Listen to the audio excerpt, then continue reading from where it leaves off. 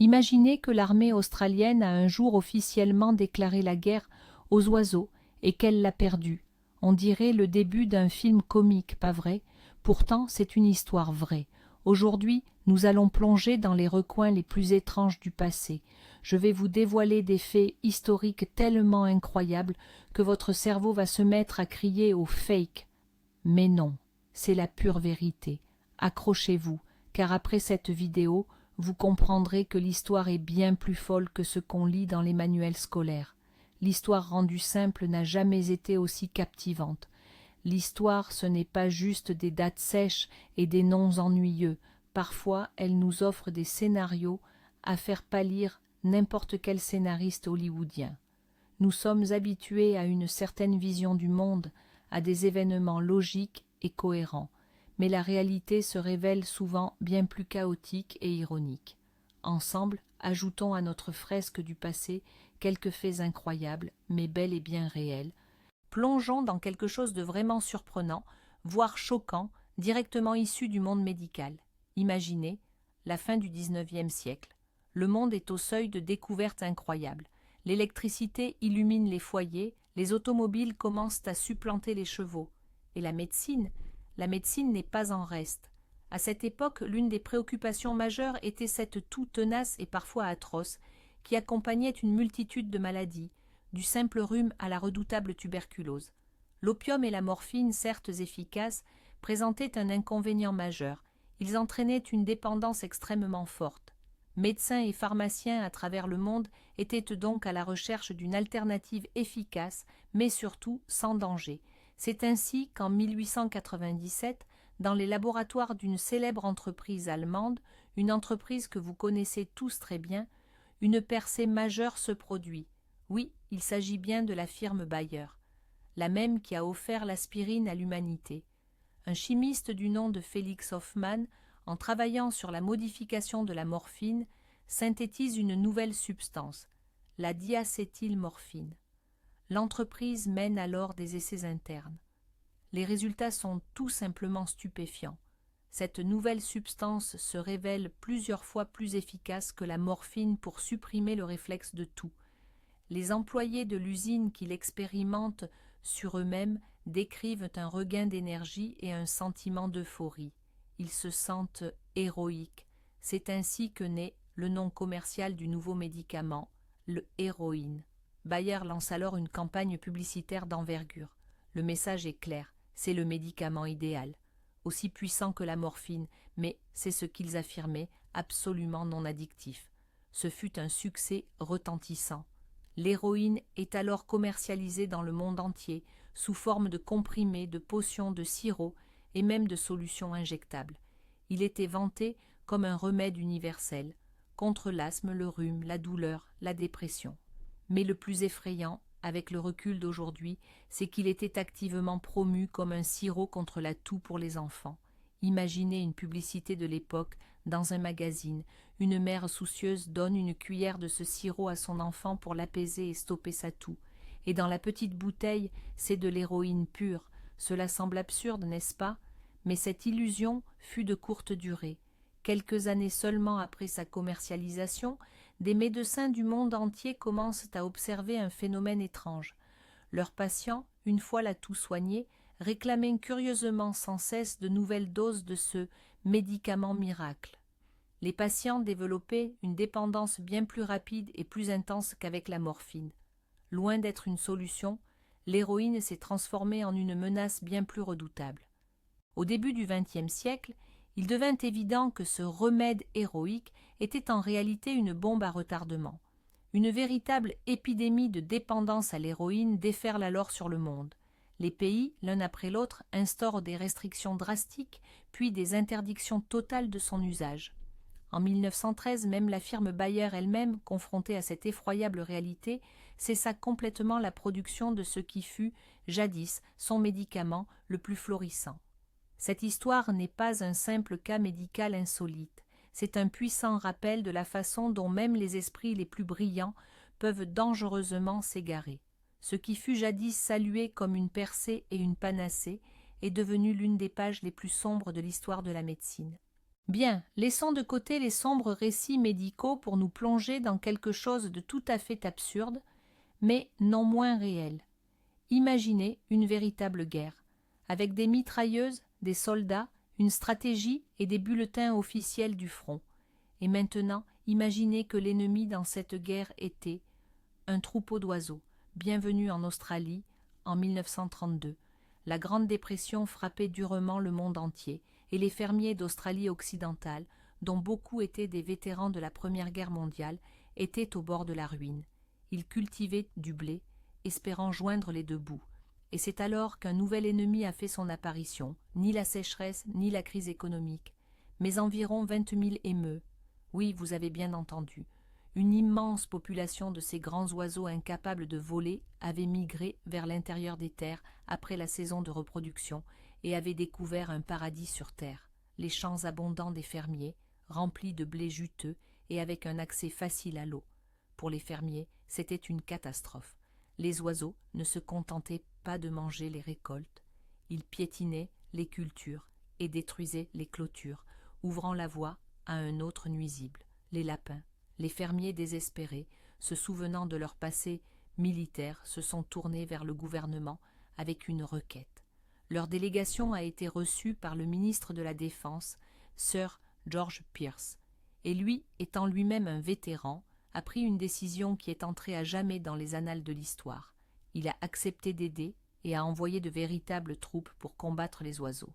L'opération militaire, surnommée par la presse la Grande Guerre des émeus, a débuté en novembre 1932. Le major Meredith de la 7e batterie lourde de l'artillerie royale australienne fut désigné pour la commander. Sous ses ordres se trouvaient 2 soldats armés de 2 mitrailleuses Lewis et d'une provision de 10 000 cartouches. Le plan semblait simple et infaillible. Que pouvaient bien faire de simples oiseaux contre des armes à tir rapide? Il s'est avéré qu'ils pouvaient, et bien plus encore. La première tentative d'embuscade fut un échec retentissant. Les soldats repérèrent un troupeau d'environ 50 émeux et ouvrirent le feu. Mais les oiseaux se révélèrent être des adversaires étonnamment intelligents. Ils se divisèrent instantanément en petits groupes et commencèrent à courir chaotiquement dans toutes les directions, rendant le tir précis avec une mitrailleuse lourde pratiquement impossible. Ce jour-là, seule une douzaine d'oiseaux furent tués, pour des centaines de cartouches dépensées. Quelques jours plus tard, les militaires tentèrent une seconde fois, découvrant cette fois-ci un troupeau d'1 millier d'individus. Ils ouvrirent à nouveau le feu, mais la mitrailleuse s'enraya après une dizaine de coups. Pendant qu'ils la réparaient, les oiseaux se dispersèrent. Le major Meredith était à la fois furieux et admiratif. Plus tard, il nota, dans son rapport, que chaque troupeau d'émeux avait son propre leader, qui surveillait les environs pendant que les autres se nourrissaient et donnait l'ordre de battre en retraite au moindre danger. Il compara même leur tactique à celle des guerriers zoulous, insaisissables et manœuvrables. Le paroxysme de l'absurdité fut la tentative d'installer l'une des mitrailleuses sur un camion afin de poursuivre les oiseaux à travers les champs.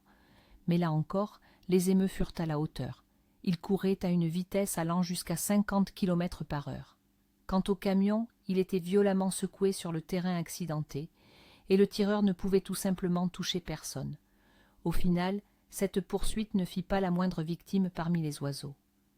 Une semaine après le début de l'opération, un scandale éclata au Parlement. La presse tournait les militaires en ridicule et les politiciens exigeaient la fin de cette farce. L'opération fut annulée. Bilan officiel de la Grande Guerre des émeus. L'armée australienne subit une défaite humiliante face à un troupeau d'oiseaux incapables de voler.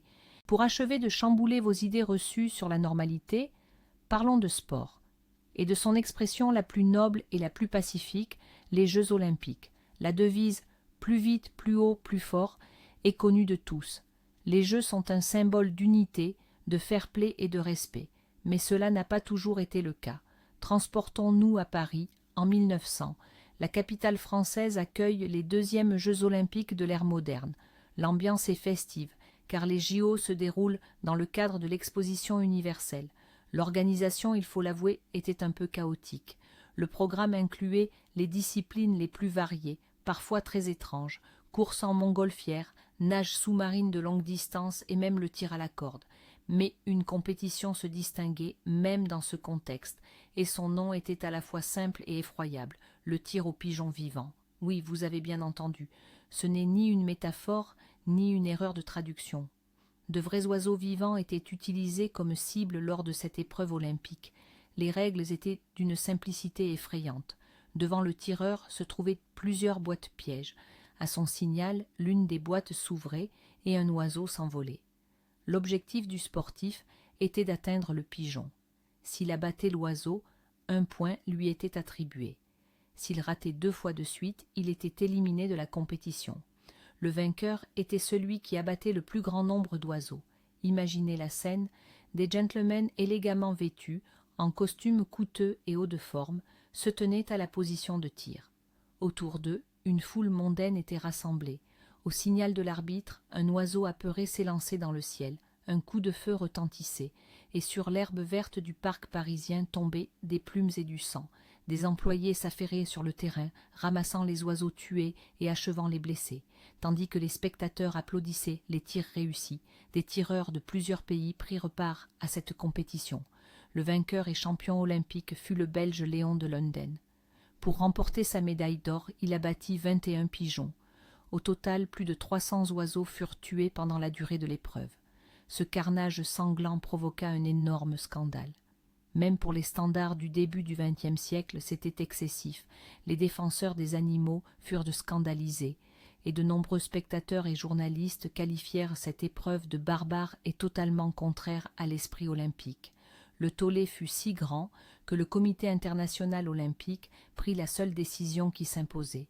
La compétition de tir au pigeon vivant n'eut lieu qu'une seule fois dans l'histoire des Jeux olympiques, lors de ces mêmes Jeux de Paris, et elle ne revint plus jamais au programme olympique. Ce fut la première et, heureusement, la dernière fois où du sang fut officiellement versé aux Jeux olympiques, non pas au sens figuré, mais au sens propre du terme. Aujourd'hui, ce fait semble barbare, mais il montre une fois de plus à quel point nos conceptions du sport, de l'éthique et de l'humanité ont évolué en un seul siècle. Alors, qu'est-ce que tout cela nous apprend? Portons un regard neuf sur ces faits. La substance aujourd'hui classée parmi les drogues les plus dangereuses était, il y a tout juste un siècle, vendue en pharmacie comme sirop contre la toux pour les enfants. Ce n'est pas qu'un simple fait curieux. C'est la preuve que nos connaissances en matière de médecine et de sécurité peuvent évoluer de manière radicale. Le groupe Bayer, à qui l'on doit l'aspirine, est également celui qui a introduit l'héroïne. De quoi nous faire réfléchir? Quels produits, aujourd'hui jugés inoffensifs, seront considérés comme barbares à l'avenir? Un sacré revirement, n'est-ce pas? Et la guerre contre les émeutes, alors? Ce n'est pas qu'une simple anecdote amusante. C'est un exemple bien réel de la façon dont l'homme, armé jusqu'aux dents, peut se retrouver démuni face à la nature et à sa propre arrogance. L'armée australienne, équipée de mitrailleuses, a été mise en déroute par un groupe de grands oiseaux incapables de voler. Les oiseaux se sont montrés plus malins et plus rapides. C'est à la fois hilarant et terriblement instructif. L'histoire est pleine de ces surprises. Elle est vivante, étrange et bien plus ironique qu'on ne l'imagine. Cela prouve que même les rumeurs les plus absurdes peuvent parfois se révéler vraies. Merci d'avoir regardé cette vidéo jusqu'à la fin. Si vous avez trouvé cela aussi fascinant que moi, n'oubliez pas de laisser un pouce bleu et de vous abonner à la chaîne pour ne rater aucune de nos prochaines pépites. Et vous, quel fait historique qui semble tout droit sorti d'une fiction connaissez-vous? Partagez-le en commentaire et surprenons-nous mutuellement.